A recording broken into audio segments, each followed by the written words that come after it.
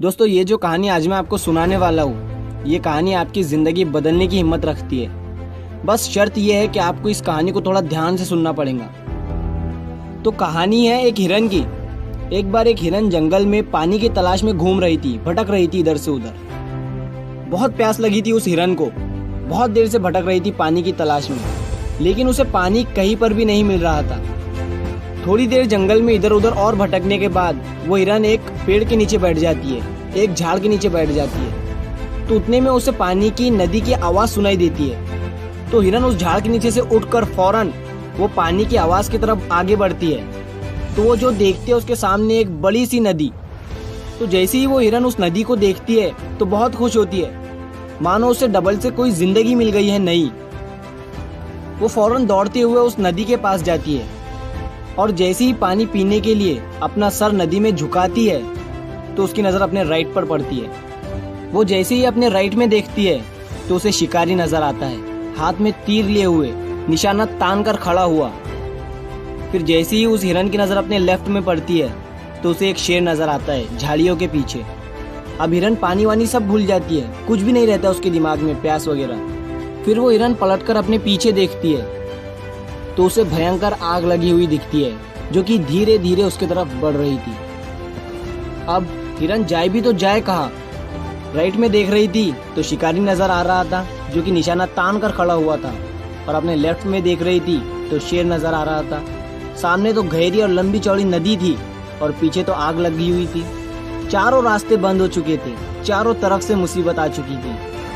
अब हिरन सोच में पड़ जाती है और वो ये सोचती है कि चारों तरफ से मेरी मुसीबत आ चुकी है तो मैं अपना काम करके क्यों ना मरूं।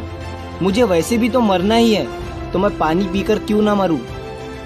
तो वो हिरन अपना पानी पीने में लग जाती है। लेकिन थोड़ी ही देर के बाद जैसे ही वो हिरन पानी पी रही थी तो उतनी ही देर में ऊपर से काले बादल छा जाते हैं और उन बादलों से बारिश होने लगती है। तो जो आग थी पीछे की लगी हुई वो पानी से बुझ जाती है और पानी के कारण शिकारी का निशाना चुक कर शेर को लग जाता है और शेर की नज़र पड़ती है सीधा शिकारी पर। तो शेर शिकारी के पीछे लग जाता है।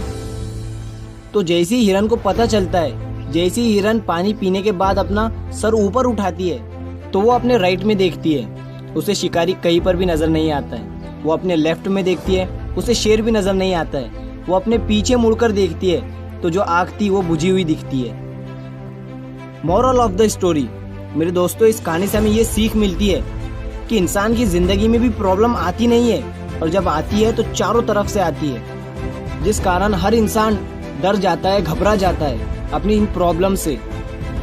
तो आपको क्या करना है ऐसी सिचुएशन में? आपको नहीं डरना है और नहीं घबराना है, बस शांति से 2 मिनट के लिए सोचना है। हिरन के पास भी बहुत सारे ऑप्शन थे।